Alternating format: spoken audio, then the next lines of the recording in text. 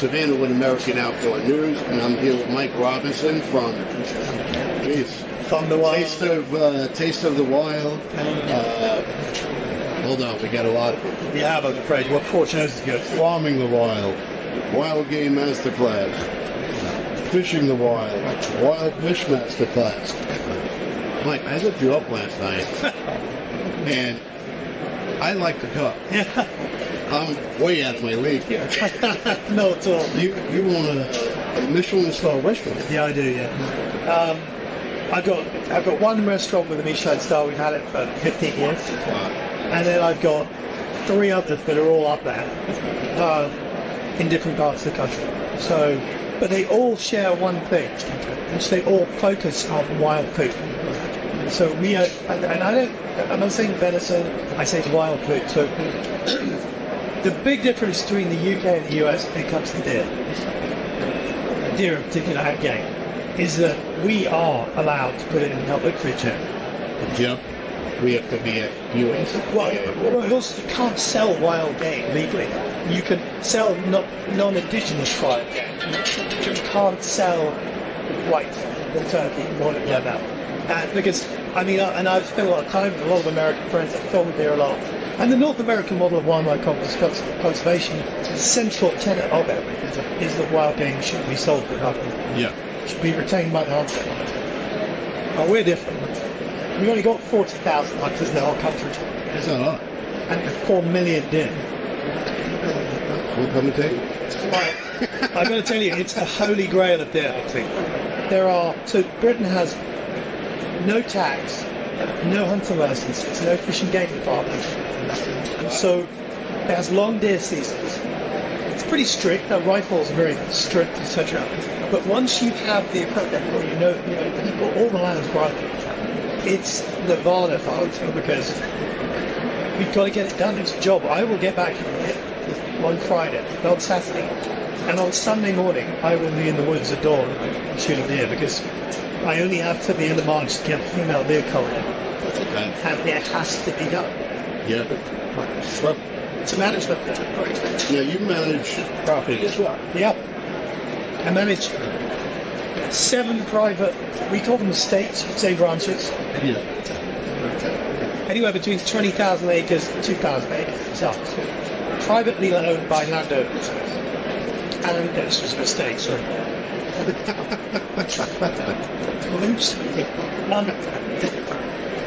Privately owned. And what happens is, for whatever reason, someone who's been managing the deer has given up or retired. They'll come to us and they'll say, look, we'd like you to manage our deer. We'll go in as a professional body and we will do a survey and get an idea for what might and how fallow deer go. We'll travel 15 miles in a day. That's several times. They don't have any fences, right? So it's just free-ranging, wild as it out there. That's a lot of women. So you can only take a guess at what's on there. But we'll also look at we'll do an impact study. We'll look at the impact on the undergrowth, on the biodiversity. And we'll go, okay, well, that's muntjac deer causing that, that's roe deer causing that, that's fallow deer. We'll then say to them, okay, we'll do this. We'll be overseen by a full-time professional, of which we will a couple. And then we'll find a group of enthusiastic amateurs professionals in the area. Yeah. Who don't have their own now. We'll give them access. They have to cull a certain amount of it because no one gets nails. We can't help by it. And they pay us a little bit of money, which we then give to the landowner, and the landowner gets it. So we keep it there. That's the model. That makes sense. And and we're very, very hot on quality of shooting, skill. We try to shoot most of our deer in there. Most of it's relatively short range. Yeah. It's all on foot, very little. A bit, very little. And then the deer all go through a very, very careful system into public control. Sold to restaurants, my restaurants, through Deerbox, our company, which sells at Bentley, all over the country by Bennett. So you process it. We have full-time butchers. We have a 5,000 square foot factory that processes 100 a week. That's one to do. That's a full-time. That's a full-time job. How do you bring that? Run a restaurant. Well, I don't know. How do you do it? Well, I have business partners. My business partner, main runs the box, is brilliant. I make sure it's in the press. I keep promoting it. Right, I shoot deal myself. Restaurants, again, I have great chefs and managers in all of them, and partners. My main side of it is making sure that the flow of ingredients never stops. Yeah. And then my greatest pleasure, which is making shows for applicants. Which you have plus two. And they seem to do well, so one way to continue. Well, let me ask you this. You're sitting in the field, you have a dealer in your sights. Before you pull that trigger, do you have like a recipe rolling around your head saying, "Ooh, this would be good with"? Very often. Very often. My producer, Joe, the cameraman, always does that. As soon as we shot deer, he says, right, now we're going to do it like that. So instead of going to 10 and looking at what's on 10, in my case, they're mostly females, usually it's just ears. Yeah. He'll say, and I think this is a really cool thing, he'll say, okay, let's talk about what you're going to do for this. So we'll go up here and I'll say, it's a beautiful 3-year-old fallow doe. She's got really good, now look at the condition again. See how it's done. Estimate the age, the team. And then we'll say, okay, well, I think this one will turn into the slow braised medicine bourguignon or this or whatever. Yeah. Wellington. And how we do it? Now, which was it supposed? In restaurants. So I was trained as a restaurant chef. Okay. Did you go to school for it? No, I learned in a restaurant in France. Wow. Getting things thrown at me, shouted at in French. I had to learn to speak French. I speak really good kitchen French. I swear really well. And in French, very good actually. And I learned those classic techniques, you know. And then when I bought my first restaurant, I applied those techniques for veal of pork and lamb to deer and pigeon and pheasant. You know, I look at things the same way. If I go to a restaurant and I order a dish, and I'm like, all right, this is what's in it. I did to substitute the veal for venison. Absolutely. Venison. And use the same recipe. Absolutely. It still comes out beautiful. 100%. So that's how we think about it. You know, and every scrap of that deer is going to be used. Even the skins get scraped and salted. Every single one, 100 a week. And then they get sent to a tannery on the other side of the country who makes them to leather goods. Wow. So these deer don't get wasted. We eat any trimming scraps, really gnarly bits. We run through a commercial grinder with small bones, and we package them up and sell them as posh dog food. So we call it second grade mince. So I bought it. And my dogs live on it. And those people from all over the country buy huge amounts of it. So nothing's wasted. Yeah, I know my dog will love faster, but I'm a little selfish. Well, I keep the prime stuff for us. We live on ground, but I love it. Make a lot of burgers, make a lot of bolognese, sauces, ragouts, and chili. Oh, chili. I love chili. Yeah. I'm a little bit of a chili snob. Me too. And by me, my chili's head. By you, my chili is probably, I don't know. No, I'm listen, let me tell you something. The only difference between a really talented home cook and a professional chef, right, is that the professional chef does their own chef. And the professional chef's job is to take a dish that you would cook for you and your family. Yeah. Dissect it, figure out how to cook every element of that as far down the line as possible. So in service, you just accept it. You cook in a different way, but the skill of cooking is very often greater. Passionate home cook, what is it? And aesthetically, it's more okay. And we're going to make it. Yeah. Now, you're very big into the sustainability. Well, yeah, I mean, look, we're trying to protect. We're fighting a war against excess deer numbers in England. Now, look at it this way. The Romans came over in about 50 in AD, and in about 100 AD, they brought the fallow deer over to Syria. That's where they came from, Romans. They've done really well. And So, and then the Normans brought more of them. We think that now our population of deer is way higher than it has been since recorded history. Wow. Thousands of years. Overwhelming number. Yeah, I mean, look, England is the size of North Carolina. Yeah. I believe. I think we've got up to about 4 million wild deer. There's 40-odd thousand deer stalkers with the legal capability to have a rifle that will kill them. It doesn't mean they all have to. It means they legally have. If you were to do that division, then you'd say that, okay, 4 million, right, little changes. Common sense says you need to cull a third every year to stop the population increasing. And it's still huge. Because we reckon we're doing about 400,000 every year. We need to do it 3 times that week. That's physically impossible. It is, yeah. So we're going to lose. But what we can do is increase the market with overseas, which is if you want to define the word sustainable, it's being able to take something without harming the environment or the bat species. Yeah. You do that in space. It's the ultimate sustainable, healthy protein. It is a shame that the American public don't get to the bats. Unless we're sure. Which is, a lot of you can. That's the old. That's small population.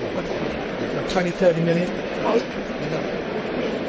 But interestingly, back in this November, I went and spoke about this to the Congressional Caucus in Montana, where they get all the lawmakers together, from the representatives, Congress, and governors who are interested in flight. And they kind of looked at this, and they wanted me to apply 10 cents worth in about how we do it. I'm not here to say you should do it differently in America, but I can say how we do it. Yeah. And maybe the next day together. We are down the line. The North American model of wildlife management has saved. It's probably the best success story in wildlife conservation in history. You've saved the white target, you've saved the turkey, you've saved the elk, you've saved the bison because of hunting. What you're getting to in some states now is population of deer, thanks to that native thing. That is so great, they're knocking on the door of what we're doing. Yeah. But what do you do? There are states in the south where you can hunt a doe a day to 90 days. You do 90 does if you could check them. Soup kitchens, homeless. Look at all the military. Yes, you can donate. And that's also, and I think that is probably the first step. Is getting people donated. We're very lucky. I can sell every ounce. Yeah, we can't do that here. But the shame as a passionate danger, if you want to get non-hunters to understand why hunting's good, feed them medicines. If every hunter fed 10 non-hunters deer and explained what they did, why they did it, you would have an educated population. We are very lucky in Britain that most people at least understand that deer management has to take place. Well, that's always been part of tradition. Yeah. But we have always been a bird hunting culture. Deer, it's the last 40 years. It's bird hunting up to now, it really is. The land has been managed for pheasants and whitetails for 200 years. The deer are better, but that's it. So look, it's just fascinating, and I see a real problem, like a real challenge. I don't want to get to the stage where the government are telling us to shoot them at night with thermals, because it's too dangerous.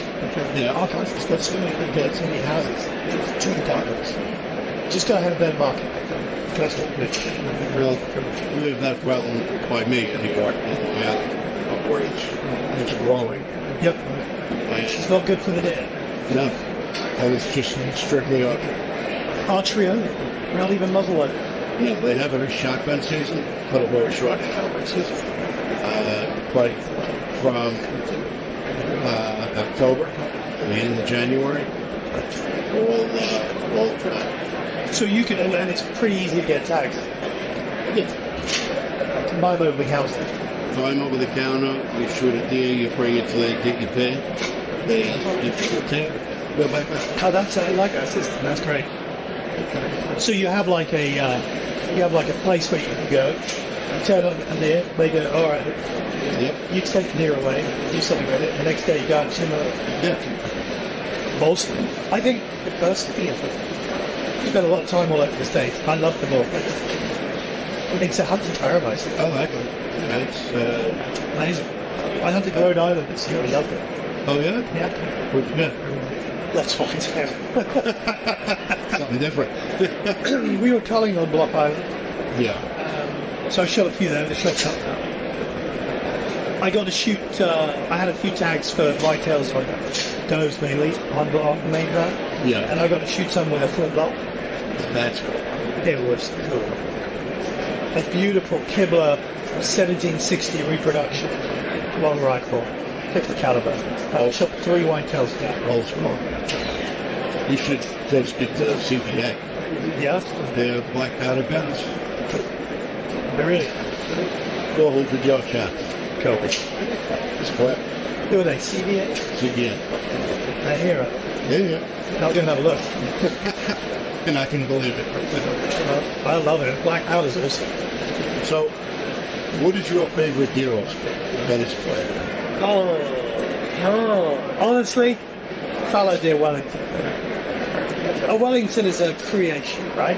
Yep. I've got 2. Venison Wellington, which I love. It is a construct. It's a magical thing. You cut into that pastry, you got the round of meat, you got magic. I also like making fallow deer boogie. Slow.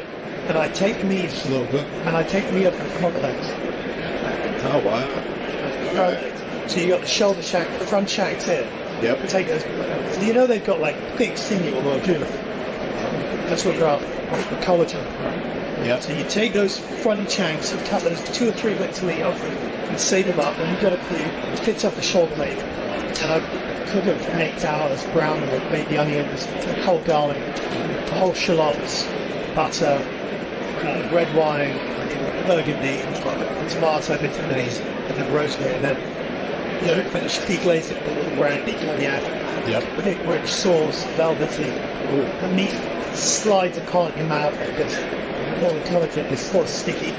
I'm good. It's on the show. You can watch it on Wild Game Masterclass Series 1, MOTV. That's it. I appreciate your time. It's been awesome talking Very to you. informative. Thank you. And where can we find each other? What time slot? So our shows are on Outdoor Channel, Eastern time, I'm pretty sure. Yeah. 7 p.m. Monday nights for 40 weeks a year. Either Wild Game, Wild Fish Masterclass, Farming the Wild, Fishing the Wild. And then you can also watch them anytime you like on MOTV. It's really worth subscribing. All right. Thanks again. We'll see you soon. We love our children. We protect them. We guide them. We prepare them for life in the world. With all that we do, from deep in our hearts, we cannot control all things.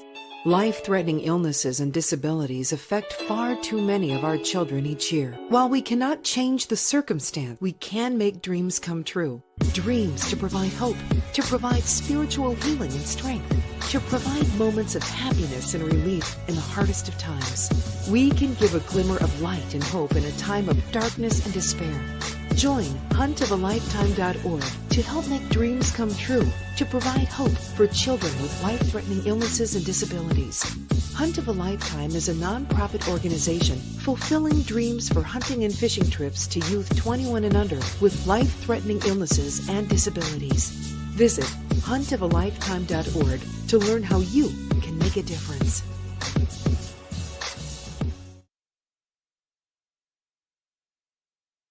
We love our children. We protect them. We guide them. We prepare them for life in the world. With all that we do, from deep in our hearts, we cannot control all things. Life-threatening illnesses and disabilities affect far too many of our children each year. While we cannot change the circumstance, we can make dreams come true. Dreams to provide hope, to provide spiritual healing and strength, to provide moments of happiness and relief in the hardest of times. We can give a glimmer of light and hope in a time of darkness and despair. Join huntofalifetime.org to help make dreams come true, to provide hope for children with life-threatening illnesses and disabilities. Hunt of a Lifetime is a non-profit organization fulfilling dreams for hunting and fishing trips to youth 21 and under with life-threatening illnesses and disabilities. Visit huntofalifetime.org to learn how you can make a difference.